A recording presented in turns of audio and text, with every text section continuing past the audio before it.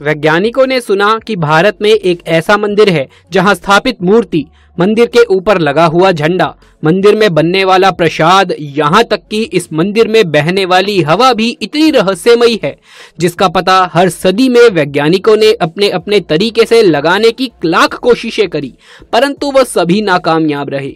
यहाँ तक कि इस मंदिर को कई आक्रमणकारियों ने लूटा और नष्ट भी किया, परंतु ये मंदिर फिर से खड़ा हो गया। इस मंदिर के हर कोने में ऐसे कई चमत्कार होते हैं जिसे सुनकर वैज्ञानिकों के मन में भी एक बार फिर से इस मंदिर से पंगा लेने का ख्याल आया और वो पहुंच गए इस मंदिर के पास। परंतु जैसे ही उन्होंने इस मंदिर के अंदर घटने वाली चमत्कारिक घटनाओं को अपनी आंखों से देखा तो सबके होश उड़ गए और वो सोचने लगे कि आखिर क्यों हमने इस मंदिर से पंगा लिया। उनके सामने ऐसे ऐसे चमत्कार हुए जिसे देखकर वो अपनी विज्ञान की पढ़ाई तक भूल गए और ये सोचने लगे कि आखिर ये हो क्या रहा है। बाद में कुछ तो इस मंदिर के भक्त बन गए और कुछ इस मंदिर से भाग निकले। आखिर कहाँ है ये मंदिर और ऐसे क्या है इस मंदिर के रहस्य जिसे पूरी दुनिया के वैज्ञानिक भी मिलकर सुलझा नहीं पाए। नमस्कार दोस्तों, स्वागत है आपका हमारे YouTube चैनल पर। वीडियो अच्छा लगे तो वीडियो को लाइक, शेयर और चैनल को सब्सक्राइब करके बेल आइकन प्रेस करना बिल्कुल भी मत भूलिएगा। वीडियो में आगे बढ़ने से पहले एक बार सच्चे दिल से कमेंट बॉक्स में जय जगन्नाथ जरूर से लिख दीजिएगा। तो चलिए इस वीडियो को शुरू कर लेते हैं। ओडिशा राज्य के पुरी में भारत के पूर्वी तट पर स्थित भगवान जगन्नाथ को समर्पित एक महत्वपूर्ण हिंदू मंदिर है जिसे पुरी का जगन्नाथ मंदिर कहा जाता है। इसके अलावा ये एक लोकप्रिय पर्यटन स्थल और तीर्थ स्थल है जहां लाखों की संख्या में पर्यटक मंदिर को देखने के लिए आते हैं। जगन्नाथ शब्द का अर्थ होता है संसार का मालिक, दूसरे शब्दों में जगत के स्वामी। इसी कारण इस नगर को जगन्नाथपुरी कहा जाता है। ये मंदिर वैष्णव संप्रदाय का मंदिर है जो भगवान विष्णु के अवतार श्री कृष्ण को समर्पित है। इस मंदिर को हिंदुओं के 4 धाम में से एक माना जाता है। लोक कथाओं के अनुसार राजा इंद्रद्युम्न ने इस मंदिर की स्थापना की थी। माना जाता है कि भगवान खुद उनके सपने में आए थे और उन्हें मंदिर निर्माण करने को कहा था। वैसे तो इस मंदिर का निर्माण से लेकर मंदिर में स्थापित मूर्ति की इतनी रहस्यमयी कहानियां हैं जिसे मैं अगर बताऊंगा तो शायद सारी जिंदगी ही कम पड़ जाएगी। इसीलिए आज हम आपको इस मंदिर से जुड़ी ऐसी कुछ रहस्यमयी और चमत्कारिक घटनाओं को बताएंगे जिसे सुनकर आप तो क्या वैज्ञानिक भी दांतों तले उंगली दबाने लगते हैं। जब आप इस मंदिर के ऊपर लगे झंडे को देखेंगे तो आपको ये सामान्य लगेगा, लेकिन जब आप इसे ठीक से देखेंगे तो आपको पता चलेगा कि ये झंडा समुद्र की तरफ से आती हुई हवाओं की विपरीत दिशाओं में लहराता है।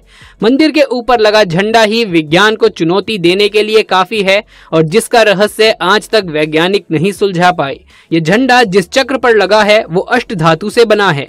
इसे नील चक्र के नाम से जाना जाता है, लेकिन इसकी विशेषता ये है कि पुरी के किसी भी स्थान से खड़े होकर इस चक्र को देखोगे तो हमेशा आपको अपने सामने ही ये दिखाई देगा। ये वास्तव में आश्चर्य का विषय है जो इसे खास भी बनाता है। मंदिर पर लगा हुआ ये चक्र कई फीट ऊंचा है और 1 टन से ज्यादा भारी है। इस चक्र के पीछे की इंजीनियरिंग भी एक रहस्य है। आप मंदिर के किसी भी हिस्से में खड़े हो जाओगे तो आपको ऐसा लगेगा कि मंदिर का चक्र आप ही की तरफ घूमा हुआ है। दोस्तों, आपको जानकर आश्चर्य होगा कि मंदिर के ऊपर ना कभी कोई प्लेन उड़ता है और ना ही कोई पक्षी इस मंदिर के ऊपर से गुजर पाता है। सब आसपास मंडराते हैं लेकिन मंदिर के ऊपर कोई नहीं बैठता। भारत के किसी भी दूसरे मंदिर में ऐसा नहीं देखा गया है। भगवान में आस्था रखने वाले लोगों का मानना है कि राज्य सरकार ने नहीं बल्कि खुद भगवान जगन्नाथ ने ही इस क्षेत्र को नो फ्लाइंग जोन घोषित कर दिया है। धरती पर मौजूद किसी भी चीज की परछाई दिन में जरूर दिखाई देती है, परंतु इस मंदिर की परछाई दिन में किसी भी वक्त नहीं बनती, यानी पूरे दिन में आपको मंदिर की परछाई नहीं दिखाई देगी। कई लोग इसे मंदिर के बेहतरीन डिजाइन का कारण बताते हैं, जबकि कई लोगों का मानना है कि ये भगवान की शक्ति है। पुरी के जगन्नाथ मंदिर में 4 द्वार हैं। इन चारों द्वारों में से मुख्य द्वार का नाम है सिंह द्वार। जब श्रद्धालु सिंह द्वार से मंदिर में प्रवेश करते हैं तब तक उन्हें समुद्र की आवाज सुनाई देती है, मगर द्वार से मंदिर के अंदर प्रवेश करते ही समुद्र की आवाज गुम हो जाती है और जब तक कोई मंदिर के अंदर रहता है तब तक मंदिर के अंदर उसे समुद्र की आवाज सुनाई नहीं देती। इस कार्य को अगर हम पौराणिक दृष्टिकोण से देखें तो बजरंगबली ने इस मंदिर को भगवान जगन्नाथ के लिए साउंड प्रूफ कर दिया था।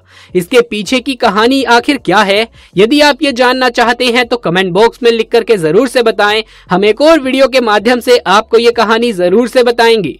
दोस्तों, दुनिया के किसी भी कोने में अगर आप समुद्र के पास मौजूद होंगे तो पाएंगे कि दिन के वक्त समुद्र से मैदान की ओर हवा चलती है, जबकि शाम के वक्त मैदान से समुद्र की ओर हवा चलती है। लेकिन पुरी में समुद्र के पास की हवाओं की चाल भी बदल जाती है। यहाँ पर इसका पूरा विपरीत होता है। दोस्तों, आपको जानकर आश्चर्य होगा कि जगन्नाथपुरी के मंदिर के ऊपर लगे झंडे को प्रतिदिन एक पुजारी द्वारा बदला जाता है। अब आप ये सोच रहे होंगे कि इसमें ऐसी क्या खास बात है। खास बात यह है कि पुजारी जब इस मंदिर के ऊपर चढ़ता है तो सीधे नहीं बल्कि उल्टा होकर के चढ़ता है। वो उल्टा होकर मंदिर के ऊपर चढ़ता है और बिना किसी रस्सी और सहारे के इस मंदिर के ऊपर लगे झंडे को चेंज भी करता है। माना जाता है कि ये रिवाज बीते 1800 सालों से चल रहा है। अगर एक भी दिन ऐसा नहीं किया गया तो मंदिर को 18 सालों के लिए बंद कर दिया जाएगा। जगन्नाथ मंदिर का एक बड़ा आकर्षण यहाँ की रसोई है। ये रसोई भारत की सबसे बड़ी रसोई के रूप में मानी जाती है। ये रसोई मंदिर की दक्षिण पूर्वी दिशा में स्थित है। इस रसोई में भगवान जगन्नाथ के लिए भोग तैयार किया जाता है। इस विशाल रसोई में भगवान को चढ़ाने वाले महाप्रसाद को तैयार करने के लिए लगभग 500 रसोइये और 300 सहकर्मी काम करते हैं। ऐसी मान्यता है कि इस रसोई में जो भी भोग बनाया जाता है उसका निर्माण माता लक्ष्मी की देखरेख में होता है और उसी से मां अन्नपूर्णा बनाती है। यहाँ बनाए जाने वाला हर पकवान हिंदू धर्म पुस्तकों की दिशा निर्देशक के अनुसार बनाया जाता है। भोग पूर्ण रूप से शाकाहारी होता है। भोग में किसी भी रूप में प्याज व लहसुन का प्रयोग नहीं किया जाता। भोग निर्माण के लिए मिट्टी के बर्तनों का उपयोग किया जाता है। रसोई के पास 2 कुएं हैं जिन्हें गंगा और यमुना कहा जाता है। केवल उनसे निकले पानी से ही भोग का निर्माण किया जाता है। रसोई में पकाने के लिए भोजन की मात्रा पूरे वर्ष एक सी ही रहती है। प्रसाद की जरा सी भी मात्रा व्यर्थ नहीं जाती है। चाहे कुछ 1000 लोग हो या 20 लाख लोग, प्रसाद कभी भी कम नहीं पड़ता और ना ही कभी व्यर्थ जाता। मंदिर में भोग पकाने के लिए 7 मिट्टी के बर्तनों को एक दूसरे के ऊपर रखा जाता है और लकड़ी पर इसे पकाया जाता है। यहाँ रहस्य की बात यह है कि सबसे ऊपर वाले बर्तन में सबसे पहले खाना पकता है, जबकि विज्ञान के मुताबिक सबसे नीचे वाले बर्तन में सबसे पहले खाना पकना चाहिए था। यहाँ पर भी वैज्ञानिक चकरा जाते हैं। कहते हैं कि जब भगवान श्री कृष्ण ने देह त्यागी थी तो अंतिम संस्कार के बाद उनका पूरा शरीर पंच तत्वों में विलीन हो गया था, लेकिन दिल सामान्य इंसान की तरह धरा पर रहा। ये आज भी जगन्नाथ मंदिर की मूर्ति में मौजूद है। भगवान के इस हृदय को ब्रह्म पदार्थ कहा जाता है। 12 सालों बाद जब जगन्नाथ की मूर्ति बदली जाती है तो इस ब्रह्म पदार्थ को पुरानी मूर्ति से निकालकर नई मूर्ति में रख दिया जाता है। हालांकि ऐसा करते समय बहुत सावधानियां बरती जाती है। ब्रह्म पदार्थ को नई मूर्ति में रखने के दिन पूरी शहर में ब्लैकआउट कर दिया जाता है। पूरे शहर में कहीं पर भी एक दिया भी नहीं जलाया जाता। इस दौरान मंदिर परिसर को सीआरपीएफ घेर लेती है। यहाँ तक कि मूर्ति बदलते समय पुजारी की आंखों पर पट्टी बांध दी जाती है। इस प्रक्रिया को आज तक किसी ने नहीं देखा। मान्यता ये है कि यदि इसे कोई देख ले तो उसकी तत्काल मृत्यु हो जाती है। दोस्तों, जब एक साथ इतने सारे चमत्कारों को वैज्ञानिकों ने देखा तो ये देखकर उन्हें समझ में नहीं आया कि आखिर ये सब हो क्या रहा है।